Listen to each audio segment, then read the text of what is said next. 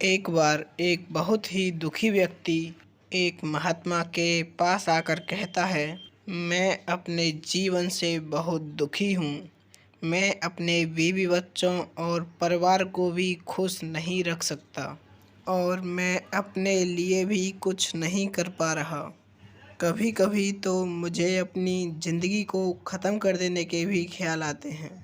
आप इतनी साधनाएँ करते हैं, क्या आप मुझे कोई ऐसा उपाय बता सकते हैं जिससे मैं अपने बुरे समय से बाहर निकल सकूं? मेरा बहुत बुरा समय चल रहा है। 2 वक़्त की रोटी का इंतज़ाम करना भी मेरे लिए दुर्लभ होता जा रहा है।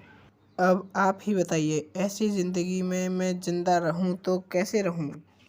कैसे अपने परिवार को मैं सुखी रख सकता हूँ? कृपया करके कोई आसान सा उपाय बताने की कृपा करें ताकि मैं आसानी से उसे समझ सकूं। क्योंकि मैं ज़्यादा पढ़ा लिखा नहीं हूँ। अगर आप ज्ञान की बड़ी-बड़ी बातें करेंगे तो शायद मैं समझ भी नहीं पाऊँगा। उसे सुनकर महात्मा ने मुस्कुराते हुए कहा, तुम मेरा एक काम कर सकते हो। उन्होंने सामने की तरफ इशारा करते हुए कहा, उस ऊंची पहाड़ी पर एक मंदिर है और उस मंदिर के पास चींटियों का एक घर है जहाँ पर हजारों चींटियाँ रहती हैं। तुम्हें सुनने में तो थोड़ा अजीब लगेगा, पर वो चींटियाँ उस मंदिर की जगह को खराब कर देती हैं। उस मिट्टी की उपजाऊ शक्ति को वो ख़त्म कर देती हैं, जिसके कारण वहाँ कोई भी पेड़ या कोई भी घास पनप नहीं पाती है।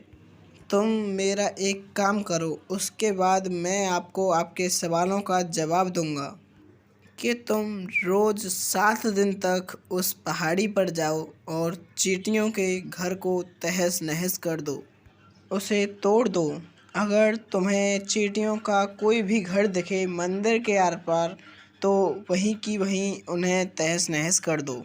और हाँ, ये बात हमेशा याद रखना, कोई भी चींटी मरनी नहीं चाहिए। इस बात को समझने का प्रयास करते हुए वो युवक वहाँ से चला गया। शायद उसे कुछ भी समझ नहीं आया था कि महात्मा जी उससे क्या करवा रहे हैं।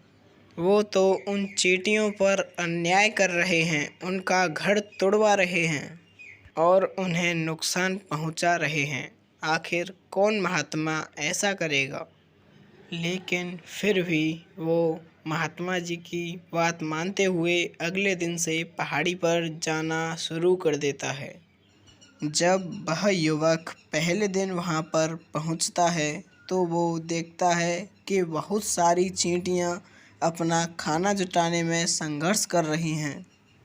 वहाँ पर सारी चींटियाँ कतार से चल रही थीं और अनाज के छोटे-छोटे दाने ले जाकर वह अपने घर में बिछा रही थीं। उसे देखकर पहले तो युवक का मन कमज़ोर पड़ गया और वो सोचने लगा कि यह इतनी मेहनत करके अपने घर में अनाज को इकट्ठा कर रही हैं और मैं इनके घर को तबाह कर दूँगा तो इनको कितना बुरा लगेगा। लेकिन फिर उसने महात्मा जी की बात मानते हुए उस घर को तोड़ना शुरू कर दिया। जल्द ही चींटियों में हाहाकार मच गया। वह इधर-उधर डोलने लगीं।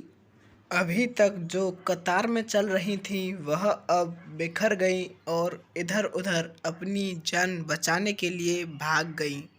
थोड़ी देर बाद पूरा घर टूट गया और हर एक चींटी इधर-उधर भागने में लगी हुई थी। यह करने के बाद वह युवक दुखी मन से वापस घर को लौट आया। उसका मन दुखी था, परेशान था और पश्चाताप से भरा हुआ था। फिर उसने बिस्तर में लेटे-लेटे रात को ही यह सोचा कि चींटियों का घर तो टूट चुका है, अब दोबारा से वहाँ जाने का क्या प्रयोजन है? अब फिर से वहाँ जाकर क्या होगा? महात्मा जी ने चींटियों के घर को तहस-नहस करने की कहा था और वो मैं भली-भांति कर चुका हूँ। लेकिन उसके बाद फिर कुछ सोचकर उसने अगले दिन वहाँ पर जाने का निर्णय लिया। फिर सुबह जल्दी उठकर वह फिर से उसी पहाड़ी पर पहुंच जाता है और उस पहाड़ी पर पहुंचकर वह उसी जगह जाता है जहां उनके घर को तहस-नहस किया था।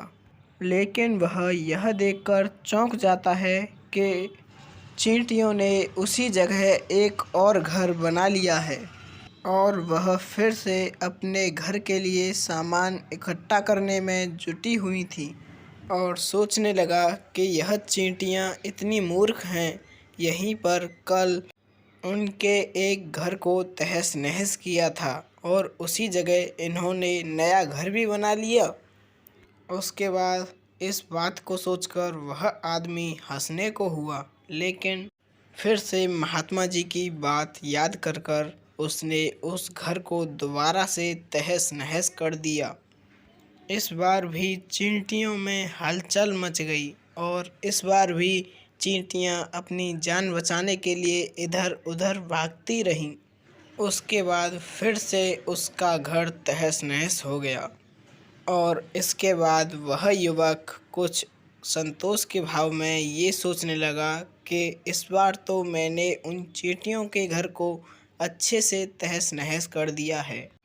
अब चींटियां उस जगह पर दूसरा घर बना ही नहीं पाएंगी, इसलिए जाते जाते उसने ठंडा पानी उसके ऊपर भी डाल दिया, जिससे वो वहाँ पर अपना दूसरा घर भी ना बना सकें। उस काम को पूरा करके वह युवक अपने घर लौट गया। फिर से वह सोते वक्त ये सोच रहा था कि क्या ये महात्मा मुझसे सही काम करा रहे हैं? क्या किसी के घर को सिद्धि पुरुष के द्वारा तोड़वाया जाना उन्हें शोभा देता है? क्या हो अगर वो सिद्धि पुरुष हों ही ना? क्या हो अगर वो महात्मा हमसे गलत काम करा रहे हों? फिर उसके बाद उसने यह निर्णय लिया कि पहले वह पूरा काम कर ले, उसके बाद फिर जाके पता चलेगा कि महात्मा जी ऐसा क्यों करा रहे हैं। और यही सोचकर वह सो जाता है और अगले दिन वह फिर से उसी पहाड़ पर पहुंच जाता है। पहाड़ी पर पहुंचकर वह उसी जगह पहुंचता है जहां पर उसने चींटियों के घर को तबाह कर दिया था और वह यह देखकर खुश हो जाता है कि वहां पर कोई भी घर नहीं था। सभी चींटियां अपना घर छोड़कर जा चुकी थीं। उसके बाद उसने महात्मा जी के पास जाने का निर्णय लिया। जैसे ही वह महात्मा जी के आश्रम के लिए निकला, उसने देखा कि चींटियों का एक और घर बन चुका है, जो कि उनके पुराने वाले घर के बहुत ही करीब था। फिर उसने उस घर को भी तहस-नहस कर दिया। 7 दिन बीत गए, फिर भी ऐसा ही चलता रहा। वह घर तोड़ता गया और चींटियां घर बनाती गईं। फिर 8वें दिन जब युवक महात्मा जी के पास गया, तो महात्मा जी ने कहा कि हे युवक, इन 7 दिनों में आपने क्या सीखा? फिर सारी बातें उस युवक ने महात्मा जी को बता दी। महात्मा जी ने कहा, जब जानवर अपना कर्म करना नहीं छोड़ रहे, तो आप मनुष्य होकर अपने कर्म करना क्यों छोड़ दिया? चींटियों के इतने बार घर टूटे, फिर भी उन्होंने नया घर बना लिया, पर वह यह सोचकर निराश नहीं हुई कि उनका नया घर भी टूट जाएगा और उन्हें दूसरा भी बनाना पड़ेगा। आपने 7वें दिन भी देखा होगा कि उसने कोई न कोई नया घर बना ही लिया होगा। इसीलिए आपको कभी कर्म करना नहीं छोड़ना चाहिए। अगर आप 1000 बार हारोगे तो यकीन मानो एक न एक बार तो सफल ज़रूर होंगे। इसीलिए जब तक आपके शरीर में प्राण है, तब तक कर्म करते रहो और तुम्हारी जितनी भी इच्छाएं हैं, उन्हें अपने ईश्वर के हवाले छोड़ दो। कभी न कभी आपकी सारी इच्छाएं पूर्ण ज़रूर होंगी। महात्मा जी की इतनी सारी ज्ञानपूर्वक बातें सुनकर युवक की आंखें भर आईं और उसने ज़िंदगी में कभी हताश ना होने का प्रण लिया। महात्मा जी की इस सीख को अगर आप अपनी ज़िंदगी में उतारोगे तो आप यकीन मानो कभी न कभी सफल ज़रूर होंगे। कहानी पूर्ण हुई। अगर आपने इस चैनल को सब्सक्राइब नहीं कर रखा तो चैनल को सब्सक्राइब कर लो। वीडियो को लाइक और एक प्यारा सा कमेंट करना ना भूलें। बोलो राधे राधे।